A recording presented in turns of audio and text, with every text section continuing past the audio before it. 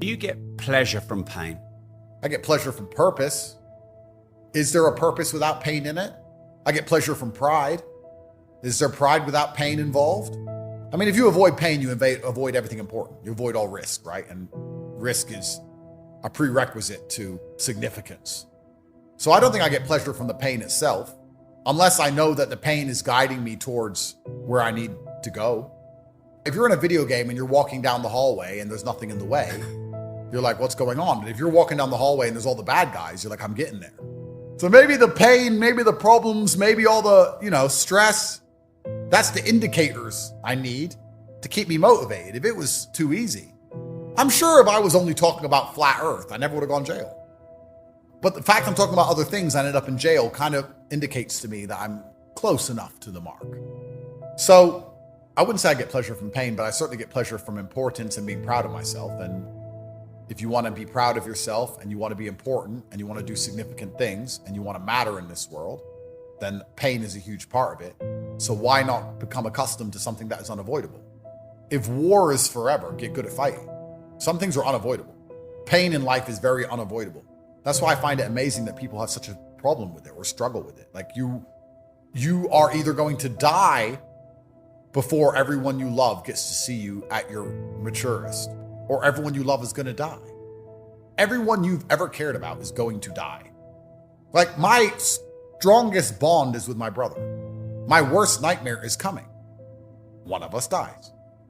100% that'll be the worst day of either of our lives, the day that happens. It is 100% guaranteed to happen.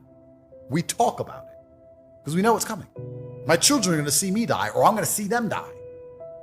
Like all the bad days are coming. Guaranteed. They're written. That's what's amazing to me when people are sitting around like, oh, I don't want to be stressed. I can't deal with pain. But it's guaranteed. If it's guaranteed, why not become comfortable with it? So why do I smile with the idea of being in pain? Because I'm going to be in pain my entire life. So I may as well get good at it. I may as well get used to it. How pathetic would it be to try and go through life trying not to feel sad? Imagine how infantile and pathetic and asinine a decision that is. I don't want to be sad in my life, knowing that you're guaranteed to be sad pretty much at least 30% of the time. You're trying to avoid the unavoidable. It's like an ostrich putting its head in the sand. It's pathetic. I think that's a better way. Instead of avoiding it, saying, well, it's going to happen, so let me get good at it. My life is at a very interesting juncture right now. I can either continue to be one of the most famous men on the planet and fade into lifestyle content and just enjoy my life and have a bunch of kids. I can run for political office and become one of the most important people on the planet politically. Or I can end up banged up for 20 years. I don't mind the last option. I'm not scared of it. I'm not worried about it because that's what life is. All great men are made of pain. If you imagine a man who has never had struggle in his life, it's impossible to envision him as anything other than incapable and incompetent. And even worse than incapable and competent, he's weak. And weak people betray. So he's dangerous. He's a liability. Men who have never struggled, you can't trust. Men who have never struggled, you shouldn't even be friends with. You shouldn't be business partners with them. Men who have never had to deal with any kind of hardship are toxic. They are dangerous. The best men on the planet are made of pain. Weak men create hard times. If you look at any kind of man of capability and stature, he's absolutely made of pain. This is why women love scars, because it shows that he's lived through something. So absolutely, I'm made of pain. All of my best lessons have come from a painful place. My life has been a painful life. I'm extremely grateful for that. I'm extremely blessed to have endured all of the difficult things I've endured, because what's worse than going through the things I've been through is going through nothing and being a limp-wristed piece of shit like all these other dudes out there. Thank God I am the man I am. I can't thank God enough for every bad thing that's ever happened to me. And the men who are not made of pain are the exact kind of man that everybody out there should have been. I will tell you something about betrayal. I think more kings have lost their kingdoms to treacherous behavior and betrayal than they have to enemy action. I think it's the number one threat to any man of genuine competence in the world today. And I will say that weak people will always betray you in the end, even if they don't want to. Because weak people simply do not have the capability to resist for long enough to avoid the betrayal. You have to understand very well, nearly everyone you protect and provide for has a limit to which they would eventually betray you. 99.9% of women will eventually betray you. And I'm not trying to be insulting to women. I'm not trying to be misogynistic. What I'm saying is that women cannot resist like a man can resist. If you put a woman in a room and tell her she does not leave that jail cell until she gives you up, she will give you up faster than your brother will. She can't take the pressure. She can't take the stress. She's too weak to take it. I'm not calling her a bad person. I'm not insulting her. This is the bottom line. She's just too weak. So when you look at things like betrayal, you have to analyze who betrayed you out of genuine malice and who betrayed you out of a lack of capability. If I'm holding your hand and I'm on the edge of a cliff and you're holding my hand and you hold as long as you can and your arm gives way and I die, is that betrayal or did you do your best? It's actually quite interesting when I analyze the times I was betrayed. Could these people have even done any better than they did? Which then makes you analyze the meta point of who's in your life in the first place and how capable are each of these individuals in certain scenarios. The next logical conclusion is, of course, not everybody you know can be a Spartan soldier, planet hero. So then what do you do with all the weak people in your life? Well, now you have to create your relationships with realities in a way that makes it very difficult for them to betray. I've had girlfriends for 5 years who don't know my job. They don't know my address. They don't know where my property is located. They don't know anything about me. You can tie them to a chair and electrocute them all day long. They don't know anything to tell you. They know the color of my bedroom. That's it. They don't know anything about me that matters. Now, I'm not doing that to be a bad person. I'm doing that to protect them from betraying me. I take responsibility for the times I was betrayed. I don't blame the people who betrayed me. People can only do what they can do.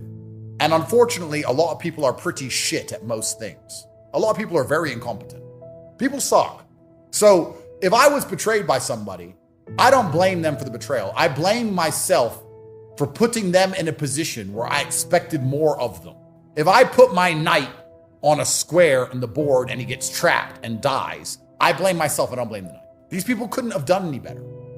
I have to be careful what I say because of my current legal predicaments and also certain things I don't want to share with the internet. There's been a whole bunch of times people have done it, but if I actually analyze the scenario in the story, I still have to truly blame myself, even if I wasn't to blame, because I have the most competitive mindset if I blame myself for it, because if everything's my fault, then I have all the control, which means I'm going to alter my actions going forward. If I don't have the control, if I say, oh, this person's a traitor and I did everything perfect, well, now I'm open to be betrayed again. If I say people can be treasonous in certain scenarios, how do I alter my relationships moving forward? I'm now harder to betray. So I don't really blame these people for doing what they did. But I will say there are certain warning signs that you can see in people that make it very easy to understand if they would betray you or not. If I'm with a guy and he complains he's hungry and there's no food, and I say, well, there's no food yet, we'll eat later. And then he spends the next 3 hours bitching about the I get it. Bro, you ate this morning. It's 4 p.m. All you're talking about. That's weakness. That's shit. If I see dudes who are desperate to get laid all the time, desperate for women, that's an even bigger warning sign. Because a starving man will do anything for food. A starving man will do anything if there's a buffet ahead of him. When men are desperate for women or desperate to get laid all the time, that's the guy who tries to talk to your ex. That's the guy who tries to talk to girls. That's those guys. I don't like those kind of people. Anyone who's desperate for anything, anyone who shows a lack of emotional regulation, anyone who shows a lack of physical control. I don't like fat people because they have no self-control. You have no self-control and you have no discipline. That's clear. You have no motivation, no determination. That's clear. You can't stop putting things in your mouth to live longer and be a respected member of society. So I don't like you. I'm sure there's lots of fat billionaires. That's fine. I'm not saying they can't be successful. I'm saying that if I have to create my reality, I would argue that if I had me and my 6 friends all in perfect physical condition and we had one really fat guy, I would argue the fat guy would break first. I would just argue he has less self-control. Of course, exceptions exist. But I'm just talking general because I'm general, right? I mean, everyone's guilty until proven innocent. But when you're creating your friendships, I assume the worst about people until they prove otherwise, right? So if I meet a really obese guy and he proves to me that he's actually a serious soldier, then of course I will take it on board and learn. But my first impression is X, Y, Z. And he's given me that impression by his own decisions. So I would argue, like a man who's obese and physically unattractive, if my ex, who's a 10, were to come on to him primarily because she wants to upset me, he's more likely to betray me because he doesn't get attention from those kind of women, as opposed to a man who gets attention from those kind of women all the time. He's less likely to damage a friendship for something which is so common, because value is derived from scarcity. Yeah, betrayal is actually pretty easy to spot in advance if you understand the weakness and capability of the people around you. I'm in a fortunate situation because, yes, I can be betrayed, but also I'm very valuable to the people I know. I'm very valuable. Knowing Andrew Tate on a first name basis and being able to call his phone is an extremely valuable thing. You can make a lot of money, get a lot of status, great things happen. So people don't really want to betray me because they're going to lose a lot. But if you're a normal person, betraying you, they don't even lose anything. If you're a normal guy and your ex comes on to your friend, the reason your friend's going to fuck your ex is because that pussy's worth more than your friendship. You don't give him anything. You don't make any money with the guy. You can't tell him anything. You can't teach him anything. You're a dipshit. He's a dipshit. You sit around talking about football. You're both dipshits, and now some pussies are here. So guess what?